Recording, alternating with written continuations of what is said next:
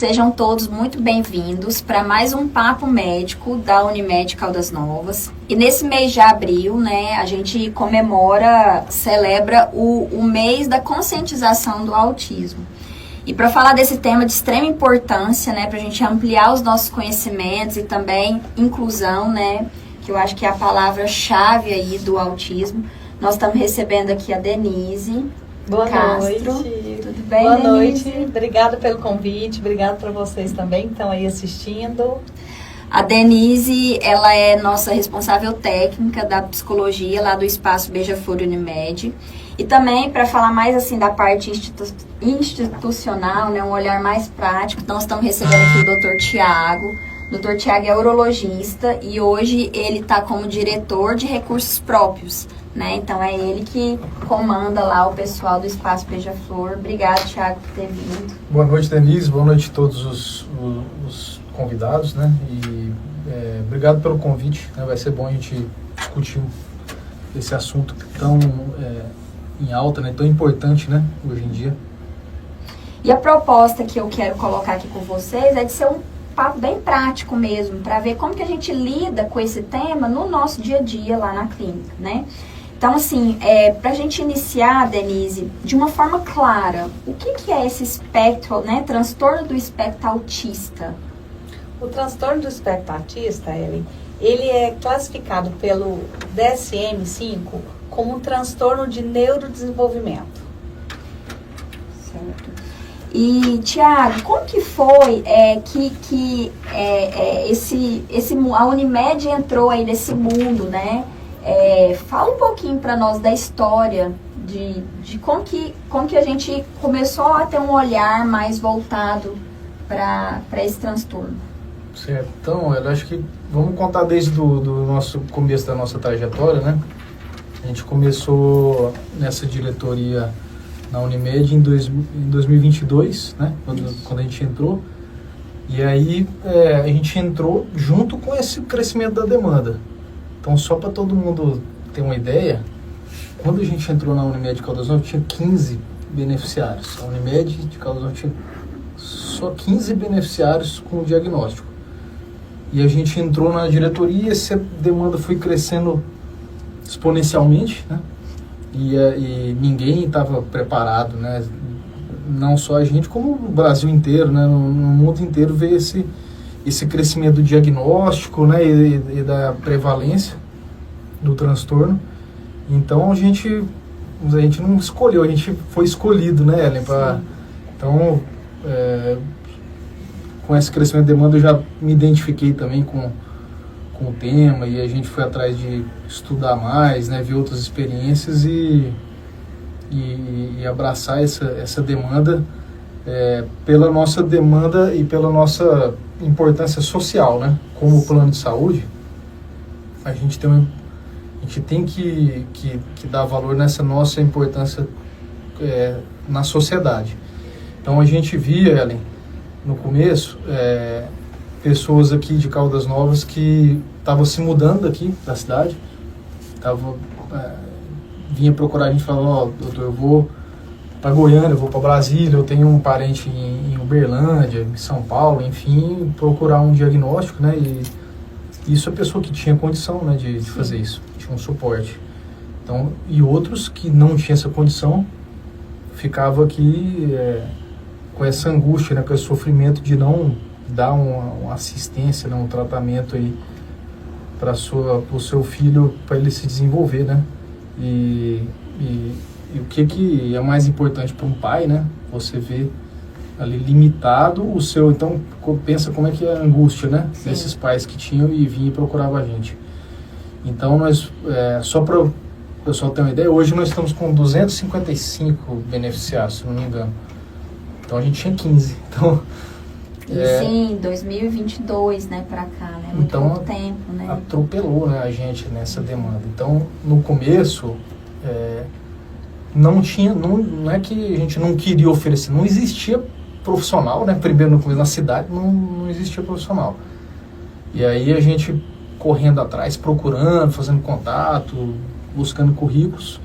Só que, ao mesmo tempo que a gente estava buscando, o Brasil inteiro procurando. Então, E só fazer uma pausa aqui para agradecer a Integra, né, por estar nos cedendo espaço e para dizer que Denise é filha aqui da Integra, né, Denise? Sim. E eu acho que foi uma virada nossa também, né, Tiago? Porque formou a primeira turma de psicologia da Faculdade Integra. Então, melhorou muito, porque de fato não tinha psicólogo. Você lembra, Tiago? A gente queria contratar, tentando pessoas de fora e não tinha psicólogo. E aí, de repente, ainda bem que formou a primeira turma, né? E a gente está conseguindo compor uma equipe cada vez mais capacitada, né? Maior número. Sim, com certeza. Essa parceria aí a gente tem que sempre lembrar e agradecer. Isso. É importante a gente falar também da evolução do cuidado com autismo e como vai vir aumentando essa demanda, porque a intervenção precoce está chegando. Então, quanto antes que a gente intervém, mais fácil, não sei se a palavra seria mais fácil, mas a gente consegue cuidar melhor dessa criança, dessa pessoa. Então, o diagnóstico precoce e o trabalho precocemente, ele ajuda o desenvolvimento. Né? Então, quanto antes. Então, essa demanda só está aumentando devido ao... E vai continuar aumentando, sim, né? Sim. Cada vez mais cedo, né, Denise? Cada vez mais cedo tem chegado lá pra gente. Agora a gente vai iniciar um quadro aqui que eu vou fazer algumas afirmativas, né? E aí a gente vai descobrir se é mito ou verdade. A primeira delas, toda criança com autismo apresenta os mesmos comportamentos? Isso é mito ou é verdade? É mito. Nem toda criança apresenta os mesmos comportamentos. As crianças são únicas. Cada uma apresenta um tipo de comportamento e numa intensidade. Então, não é só o mesmo comportamento, como a intensidade do comportamento em si. Né? E existem 3 espectros, e que o primeiro diferencia bem mais do segundo e do terceiro. A maioria das crianças que estão no espectro de apoio de suporte 1, eles não têm atraso de fala, não têm atraso motor. São os mais difíceis de diagnosticar, Denise? Não digo mais difícil, e nem que são os que sofrem menos. Também tem angústias, também tem dificuldades. Mas às vezes é o que é diagnosticado mais tarde? Pode ser que sim. Poucos, né? Acontece muito nas mulheres, né? Que existe o MES, que elas conseguem mascarar por mais tempo. Hoje nós temos muito diagnóstico de adultos, devido a esse mascaramento nas mulheres. E de pessoas que se percebiam diferentes, mas que não tinham esse cuidado. Não tinham diagnósticos e não tinha como cuidar. Por isso a importância de falar sobre esse tema, né? Muito importante. A segunda afirmativa aqui. O autismo tem cura? Isso é mito ou é verdade? É mito. Autismo não é doença. Autismo é um transtorno de neurodesenvolvimento. É uma condição. Certo. Próxima e última. Quanto mais cedo iniciar o acompanhamento, melhores são os resultados. Isso é mito ou é verdade? É verdade. Hoje a gente acabou de vir de um congresso agora muito recente, onde o Dr. Carlos Gadia, ele fala sobre a intervenção precoce e sobre o diagnóstico bem precocemente. Já existem estudos de quando a criança já vem de uma família que tem predisposição, que seria o que essa predisposição? Hereditária, pessoas que já têm autismo, algumas questões que podem ser autistas, essas crianças, elas já fazem um cuidado precoce para que ele desenvolva de uma melhor forma. Entendi. Quanto mais cedo, né? Quanto mais cedo, melhor. Começar a se desenvolver. Tá certo. Denise, assim, de uma forma bem prática, após o diagnóstico, né, qual que é o caminho que normalmente essa família trilha? Porque às vezes o profissional, né, o médico, entrega aquele diagnóstico ali para a família fica perdida, né? Como que é esse caminho para iniciar o acompanhamento? Como que é isso? Uma família, quando ela recebe o diagnóstico, ela tem muita dúvida. E ela fica muito insegura do que fazer, aonde ir, como que vai ser, né? Então, assim, é uma insegurança muito grande. A gente sente isso nesses pais, né, que chegam até a gente. Primeiramente, é um acompanhamento multiprofissional. Aí, uma equipe junta onde tem um neuropediatra, fonoaudiólogos, psicólogos, terapeuta ocupacional, psicopedagogo, essa equipe, juntamente com psicomotricista, musicoterapia, para trabalhar o desenvolvimento dessa criança que provavelmente tem atraso. Certo. Doutor Tiago, e hoje, como que a Unimed está estruturada para receber esses pacientes com transtorno do espectro autista? Então, hoje a gente tem uma estrutura, nem se compara, muito melhor, né, do que quando a gente começou, né, lá em 2022, mas a gente ainda quer evoluir muito mais, né? Então a gente sabe que não é ainda uma estrutura ideal, mas assim, dentro do que a gente começou, nós estamos em constante busca de melhoria, né, dentro das limitações que existe de oferta de profissional, que a gente tinha comentado. Sim. Mas nós estamos sempre buscando para melhorar. Então, comparando com o nosso início, que a gente não tinha nenhuma clínica, então hoje, pela Unimed, nós temos 4 clínicas, né, tem a opção, os pacientes têm 4 clínicas que podem ser atendidos aqui na cidade, sendo que dentro dessas 4, uma é o nosso serviço próprio, que é o Espaço Beija-Flor lá, que até quem não conhece, eu convido para conhecer, né, lá que tem sido cada vez melhorado mais e está ficando muito bacana mesmo. Então a nossa clínica a gente fez em um modelo, né, que quando a gente foi atrás de pensar no serviço próprio, nós fomos a Goiânia, né, conhecer lá o serviço de Goiânia, que às vezes o pessoal não sabe, mas a Unimed de Caldas Novas é uma empresa, né, diferente, né, de cada... Isso é muito importante, né? Às vezes a pessoa não entende, são singulares, né, tem a nossa Unimed de Caldas Novas abrange aqui a nossa região aqui, né, que engloba Piracanjuba, Corumbaíba, Marzagão, né, e Caldas Novas. Mas a gente tem a nossa irmã maior, que é Goiânia. Então sempre... Unimed Goiânia. E Goiânia foi pioneira no Brasil, né, então se pegou em serviço próprio foi Santos, né, uma das pioneiras, e Goiânia já veio logo ali atrás. Então nós fomos lá conhecer, que era um serviço fantástico. Bem TV, né? Bem TV. Foi até que a gente inspirou, né, nosso nome aqui. Lá com 70 consultórios, todas as especialidades, então nós fomos lá conhecer, e a gente foi até para copiar mesmo, aprender, ver o que está dando certo, né, então a gente fez muito inspirado neles. Então, com isso a gente quis trazer uma estrutura a mais que a gente não encontrava nos outros serviços, a gente quis ver alguma coisa a mais que não tinha, e estamos sempre olhando e buscando coisas que a gente consegue dentro das nossas limitações, de estar sempre melhorando, sempre em ampliação. Sim. Eu acho que a palavra é essa, né? Buscar cada vez ampliar mais, porque esse número, né, tá crescendo e vai continuar crescendo, né? Acompanhar, né? E assim, dentro da inclusão, Denise, o que você acha que ainda tem muito para melhorar? Tem muito que melhorar. As pessoas entendem como inclusão a matrícula numa escola. Acho que a criança está matriculada na escola, ela está incluída. E não é isso. Não é ir para a escola que a criança está incluída. A criança ela precisa aprender, ela precisa pertencer a esse lugar, sabe? E isso a gente tem muita dificuldade. Mas não é só na escola, é na comunidade, na sociedade. Não temos espaços, meios físicos preparados para receber. Existem muitos estigmas sociais, muito julgamento, né? As pessoas não compreendem. E o autismo, ele precisa ser compreendido. É importante a gente lembrar uma palavra que a gente ouve muito em congresso, que todo autista é o amor de alguém. Então, isso precisa ser entendido. Levado mesmo para a nossa vivência, né? Exatamente.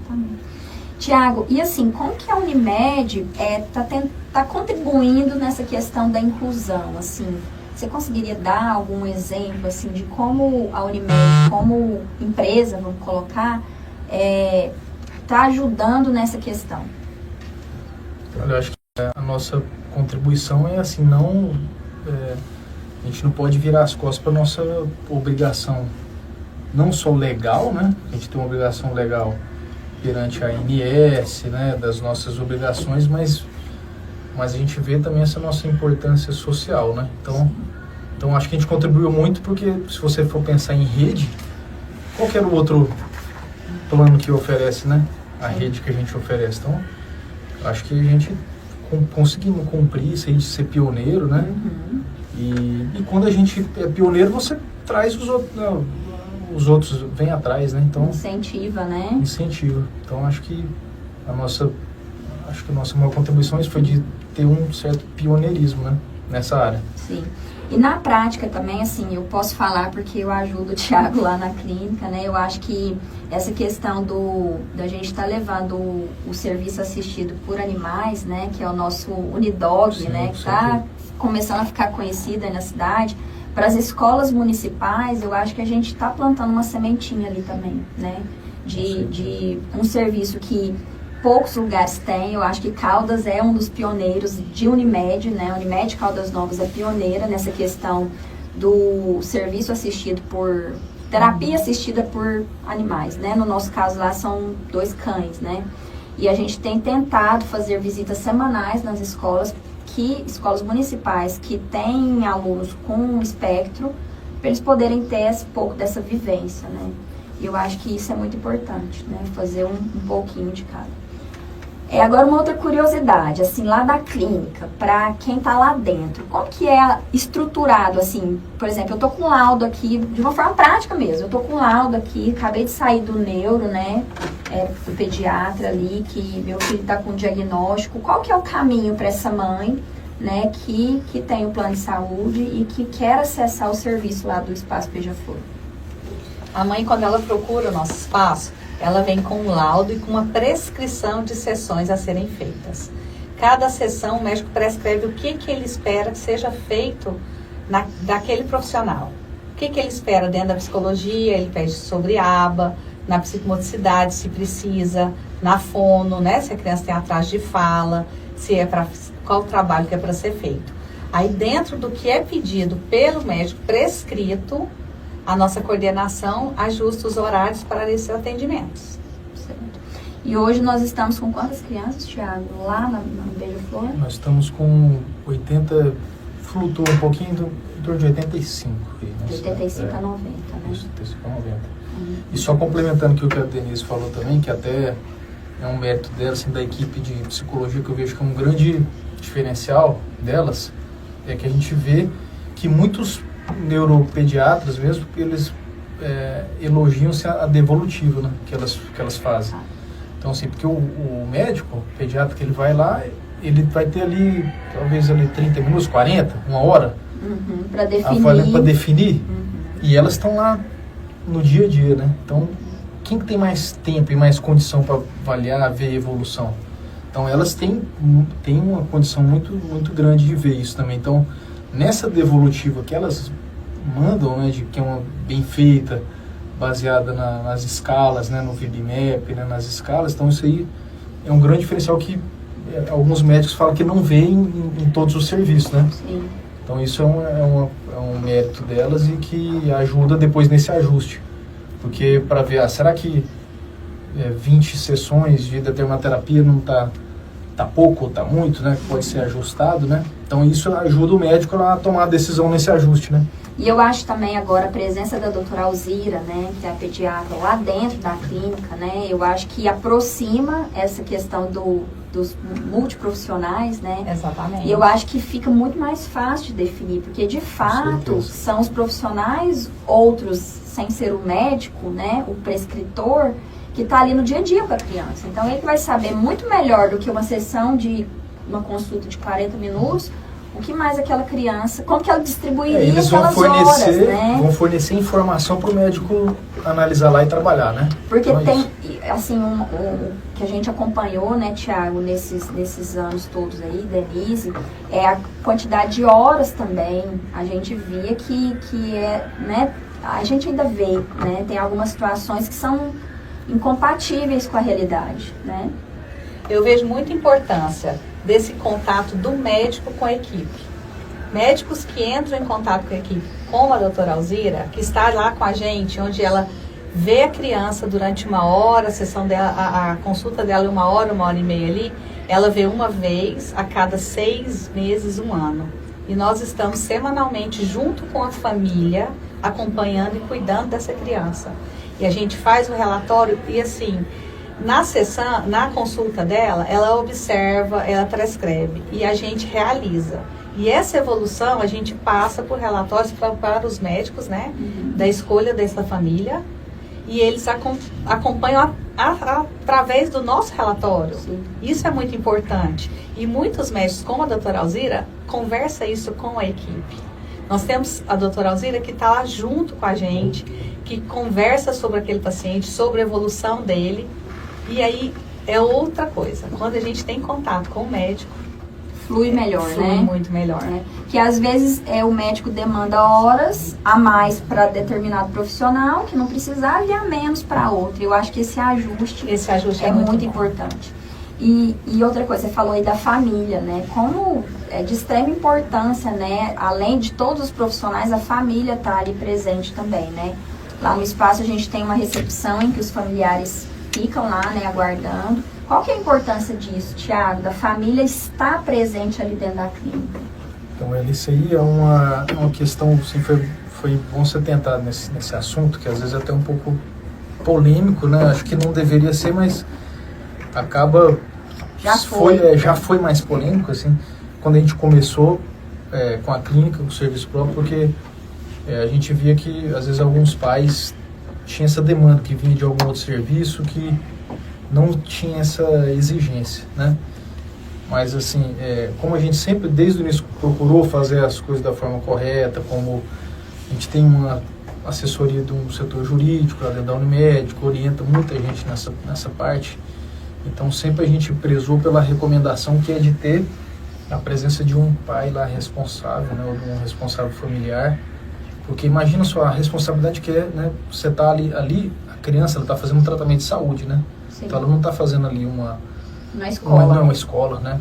Não é uma aula de reforço, ali é um tratamento de saúde. Então a gente tem que encarar ali como uma clínica, né? Como se fosse um hospital, né? Então a gente não pode ser um hospital, né? Levar O menor, né? um menor e deixar ele ali, né? Na responsabilidade de outros. Então, se a gente aceitar isso aí, nós vamos estar fazendo uma coisa que não é correta dentro do que é exigido da gente, né? Da nossa parte também. Então, acho que essa é uma polêmica, mas acho que hoje em dia já está muito mais assim, Sim, tranquilo, né? depois de muitas reuniões, né, Ministério Público, Conselho Tutelar, né, a gente chegou nessa máxima aí de mesmo prezar pela presença de algum responsável na recepção, né, aguardando. A intercorrência que acontece com a criança, uma crise ali, alguma coisa, né, precisa, né, ter esse suporte, né? E também para o profissional passar para a família ali, a evolução, enfim, né, tem toda essa dinâmica, né, Denise? De saber como que essa criança chegou hoje, como que foi o sono dela, como que ela tá. A gente sempre já aborda o pai e o responsável que está ali, que traz essa criança no início e também no final, ó, ela teve bem ou ela não está muito bem, está acontecendo alguma coisa, né? Então a gente já passa, porque essa criança tem um restante do dia com a família, com a escola. Então esse responsável, estando lá, a gente já tem essa facilidade, né? A gente não entrega só, a gente está sempre trocando algumas questões, nossa, como ele desenvolveu nisso, naquilo. Não deixar também só para o relatório médico, né? Então, assim, fazer um acompanhamento e outras coisas também, que é muito importante. Uma das outras coisas muito importantes é também que seja replicado o que é feito na sessão, fora da sessão. Isso faz parte, né? Na casa, Na na escola. E esse responsável é que leva, né? E também ele traz o que funciona, como que a criança dele está melhor assim, né? Então, assim, a gente faz muita troca entre profissionais e pais. Família, né? É muito importante escutar o pai. É muito importante escutar a família, os pais em si. Então, assim, eu acho que de uma forma resumida, né, quando a gente fala de conscientização, a gente está falando de informação, acolhimento e inclusão. Para a gente poder fechar aqui o nosso bate-papo, Denise, pode falar, né, o tema livre, o que você acha que poderia reforçar, né, em relação a essa conscientização? O que eu gostaria de dizer é que a gente precisa compreender o autismo.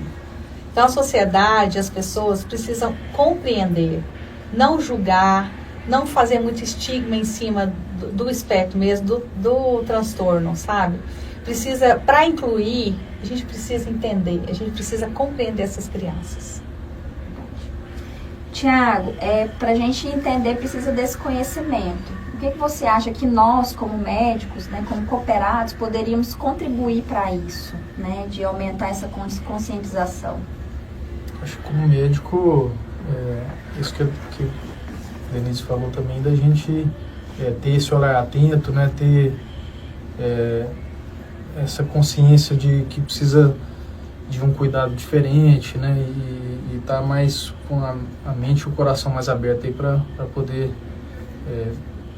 tratar melhor, né, e ter essa interação melhor com esse paciente, e acolher.